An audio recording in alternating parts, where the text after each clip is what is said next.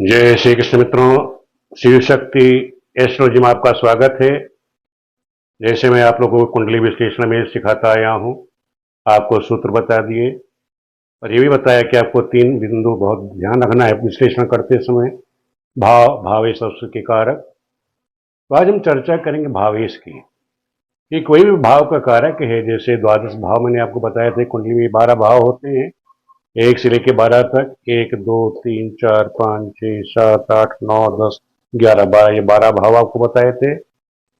अभी हमें देखना है कि जो 12 भाव हैं, इनका जो भावेश है यानी भाव का जो स्वामी है, जिस भाव का स्वामी कहाँ बैठे तो क्या फल देगा, इसके बारे में हमें चर्चा करनी।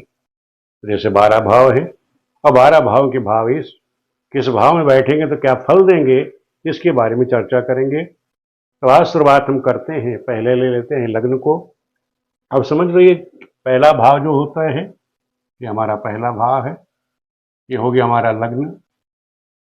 और लग्न के स्वामी को क्या कहेंगे हम? लग्नेश।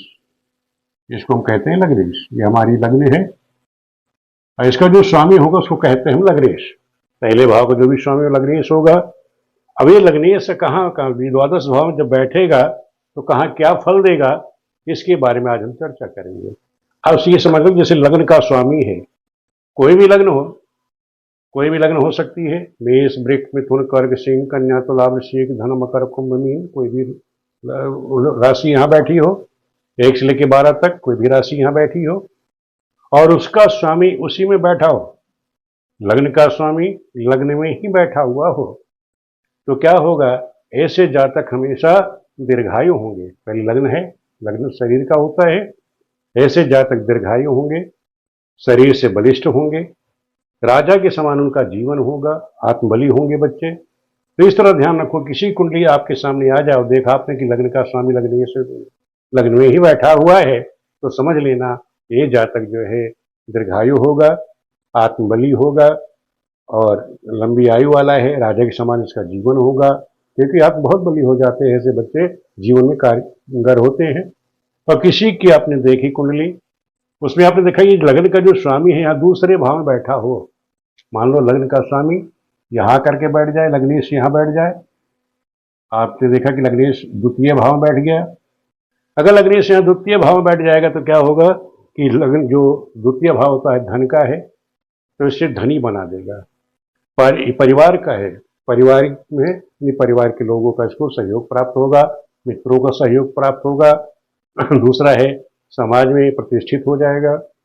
ये दूसरा भाव समाज में प्रतिष्ठित बना देता है, इसको जैसे प्रधान है या नेता है, इस प्रकार के योग बना देता है। मित्रों का सहयोग प्राप्त होगा, धन का होगा, कुटुंब का, परिवार का और वाणी से, क्योंकि अध्यात्म जो वाणी दूसरी वो तो वाणी होती है, तो दूसरा भाव वाणी से ऐसे बच्चे जो है विद्वान हो जाते हैं, आध्यात्मिक बन जाते हैं। तो इस प्रकार से ध्यान रखो, अगर लग्नेश द्वितीय भाव में है तो ये फल देगा। लग्न का स्वामी अगर तृतीय भाव में आ जाए, यहाँ तीसरे भाव में आ जाता है, लग्नेश अगर यहाँ तीसरे भाव में आ जाता है आपका, अगर लग्नेश किसी कुंडली में आपने देखा कि लग्नेश यहाँ आ गया तीसरे भाव में, तीसरा भाव होता है पराक्रम का, जैसे मैंने आपको बताया था पराक्रम का है, छोटे भाई का है। तो यह तीसरे भाव में आएगा, लग्नेश आपका आ गया, तो इससे क्या होगा? इसके जो छोटे भाई होंगे उनका सहयोग प्राप्त होगा, पराक्रमी हो जाएगा। लग्न का स्वामी तीसरे भाव में पराक्रमी बनाता है, अपने ही पराक्रम से सब कुछ ही धरा, जहां भी इसकी दृष्टि पर लग्नेश तो यहाँ बैठेगा, तो ऐसे जातक अपने स्वयं के बल के द्वारा अपने पराक्रम से अपने भाग्य का निर्माण करते हैं।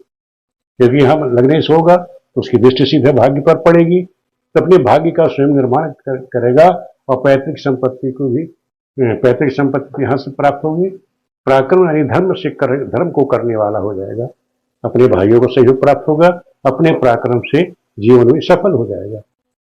अब किसी का आपने देखा लग्नेश जो है चौथे भाव में बैठा है, अगर लग्नेश आपका यहाँ आकर देख रहा है, आपने देखा कि लग्न का जो स्वामी है यहाँ पर बैठा हुआ है, अगर लग्नेश यहाँ गया चौथे भाव में, ध्यान रखो ऐसा जातक जो है मकान, वाहन, भूमि, संपत्ति का और माता का पूर्ण सुख प्राप्त करता है। माता के लिए माता पिता दोनों का भक्त हो जाएगा, क्योंकि यहाँ बैठेगा उसकी दृष्टि कहाँ पड़ेगी? यहाँ पर पड़ेगी। ये ध्यान रखो, माता पिता का बच्चा भक्त बन जाएगा और अपने पराक्रम के द्वारा, क्योंकि चतुर्थ में बैठा हुआ है तो सुख भाव में है, अपने पराक्रम से सुख की प्राप्ति कर लेगा, मकान वाहन भूमि संपत्ति का सुख प्राप्त कर लेगा, माता का पिता का दोनों का सुख प्राप्त होगा इस बच्चे को। तो इस प्रकार से अगर लग्नेश आपका चौथे भाव में है तो ये फल देगा। और भाव ऐसे से लग्न का स्वामी आपका पंचम में आ गया, अगर लग्नेश आपका यहाँ पंचम में है तो यहाँ क्या फल देगा ये। अब लग्नेश आपका पंचम में आ गया, यहाँ आने पर लग्न का स्वामी जब पंचम में होगा तो विद्या बुद्धि का धनी, ध्यान रखो लग्न का स्वामी यहाँ है, ऐसे बच्चे विवेकशील होते, आत्मविश्वासी होते, विद्या के क्षेत्र में धनी होते, संतान इनकी उत्तम संतानें होती। अगर किसी का ये लग्नेश पंचम में आ गया, उनकी जो संतानें होंगी तेजस्वी होंगी, ओजस्वी होंगी और जीवन में वो सफल होंगे। वो बच्चे जो भी जीवन में वो सफल होते हैं, और ये जातक स्वयं भी अपना विद्वान होगा, विद्या अर्जन करने वाला और अच्छी बुद्धि वाला होगा, विचारवान होगा। अब ये समझ लो कि लग्नेश आपका छठे भाव में आ जाए, और लग्नेश आपका छठे भाव में आ जाता है, यहाँ पर लग्नेश आ गया आपका, यहाँ लग्नेश छठे भाव में आ गया, तो ये छठा भाव शत्रु का, मैंने आपको भाव बताया था शत्रु का होता है। तो छठे भाव में यहाँ लग्नेश आ जाएगा तो समझ लेना ये शत्रु विजयी हो जाएगा। जब तक कैसा होगा, शत्रु विजयी होगा, रोग निरोगी होगा, क्योंकि रोग का भाव है, निरोगी होगा, किसी प्रकार के इस पे कर्ज नहीं होगा, शत्रु विजयी हो जाएगा, और कि कोई ऋण वगैरह की स्थिति इसके ऊपर जीवन में नहीं आएगी। ये ध्यान रखो, अगर छठे भाव में ये जातक है तो शत्रु विजयी होते हैं, और इसकी दृष्टि द्वादश पर पड़ती है, बाहरी संबंधों से भी अच्छा इनको सुख प्राप्त हो जाता है। तो लग्नेश अगर छठे में है तो इन चीज आप ध्यान रखो, ऐसे बच्चे निरोगी होंगे, दीर्घायु होंगे, और किसी प्रकार का ऋण इनके ऊपर नहीं होता। अगर लग्नेश आकर के छठे भाव में बैठ जाए तो ऐसे बच्चे जीवन में आगे बढ़ने वाले होते हैं। अब सप्तम, मान लो लग्नेश सप्तम में आ जाए, अगर लग्न का स्वामी यहाँ सप्तम में आकर बैठ जाता है, अगर लग्नेश आपका सप्तम में बैठा हुआ है तो यहाँ आकर के समझ लो कि ऐसे जातक उनको पत्नी मिलेगी, वो सुंदर सुशील होगी, तेजस्वी होगी। ये ध्यान रखो, लग्न का स्वामी अगर आकर के सप्तम में बैठ जाए, ऐसे जातक को पत्नी के मामले में उनको भाग्यशाली कह सकते हो, क्योंकि जो भी पत्नी उनको मिलेगी तेजस्वी होगी, बुद्धिमान होगी, माइंडेड होगी, इसमें कोई दो राय नहीं है। तो इस प्रकार से ध्यान रखो, सप्तम में भी जो आपका लग्नेश है सुख फल देगा। अब लग्न का स्वामी अष्टम में आ जाए, अगर यहां पर आ जाता है लग्नेश अष्टम में, तो दीर्घायु तो होगा, दीर्घायु होगा, अच्छे सुख फल यहां भी देगा, दीर्घायु बना देगा, और गुप्त शत्रुओं से विजय, गुप्त शत्रु कोई होगा वो इसका कोई असर नहीं होगा इसके ऊपर जीवन में। और ऐसे बच्चे गुप्तचर विभागों में भी चले जाते हैं, गोपनीय विभागों में चले जाते हैं, गोल शिक्षा देने वाले हो जाते हैं। लेकिन एक ही चीज ध्यान रखो, ऐसे जातक है कंजूस होते हैं, थोड़ा कंजूस टाइप के होते हैं, धन का संचय करने वाले हो जाते हैं, क्योंकि यहाँ की दृष्टि सीधे धन भाव पर जाके पड़ेगी। ऐसे बच्चे थोड़ा आर्थिक रूप से कंजूस बन जाते हैं। और एक चीज ये ध्यान रखें कि अगर लग्नेश जाकर के अष्टम में बैठ गया तो कोई दिक्कत तो नहीं आएगी, लेकिन एक चीज वही निगेटिव एक ही चीज होता है, कंजूस होती, थोड़ा आर्थिक रूप से धन का संचय करने वाली प्रवृत्ति बना देते हैं, और दीर्घायु तो रहेगा, दीर्घायु लंबी बना देगा, उसमें कोई निगेटिव असर नहीं देगा।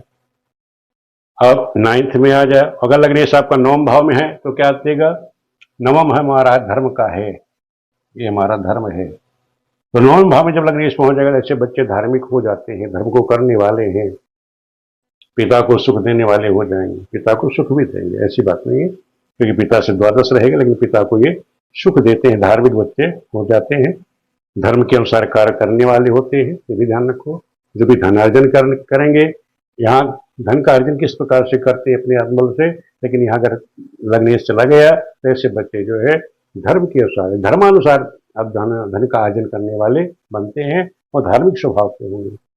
और यही आपका लग्नेश अगर जा करके यहाँ दसम में बैठ गया, लग्नेश आपका यहाँ आ गया कर्म क्षेत्र में, तो ऐसे बच्चे जब लग्न का स्वामी स्वयं स्वयं जब जो स्वयं का जो स्वामी है बैठ गया, ऐसे बच्चे अपने कर्म के द्वारा राज कृपा पात्र होते हैं, राज की सेवा में चले जाते हैं, राज की नौकरी उनको मिल जाती है, नौकरी का योग बनता है, और यही लग्नेश जब यहाँ सप्तम में होगा तो क्या करेगा, रोजगार करेगा, अपना रोजगार करेगा।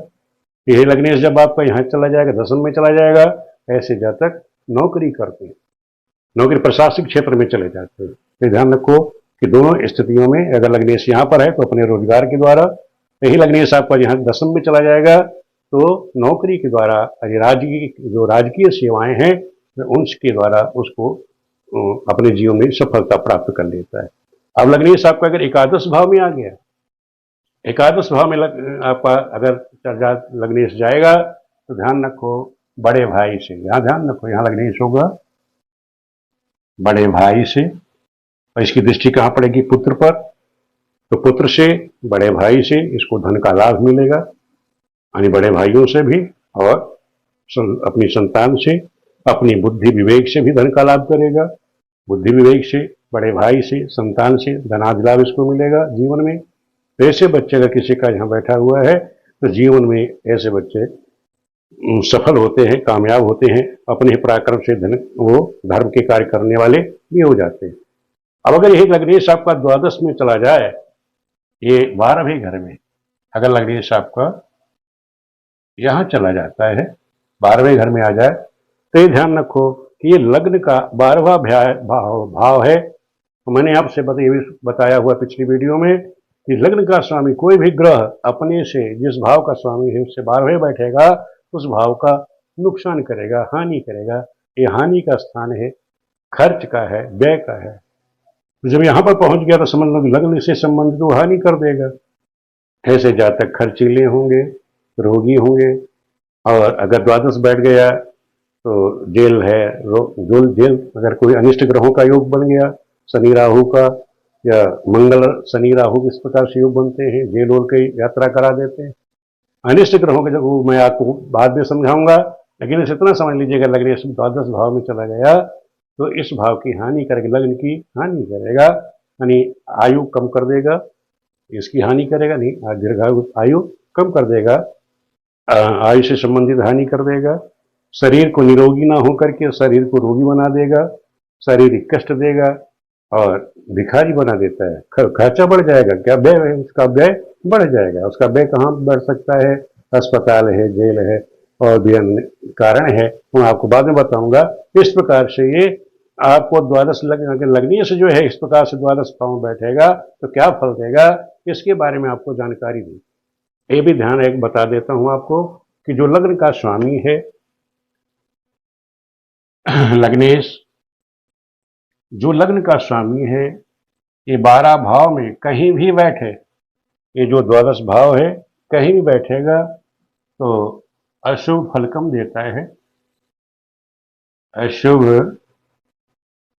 फल कम देगा। केवल एक द्वादश भाव को छोड़ करके यहाँ अष्टम में भी अपना अशुभ फल कम देता है, दीर्घायु तो बना देता है, बाकी स्वभाव में थोड़ा कंजूसता ला देता है, आर्थिक कंजूस बनता, धन का संचय कराने वाला बन जाता है। लेकिन लग्नेश कहीं भी बैठे इस कुंडली में और किसी भी ग्रह के साथ योग करेगा, अगर किसी भी ग्रह के साथ कोई दूसरी भी ग्रह है, किसी भी ग्रह के साथ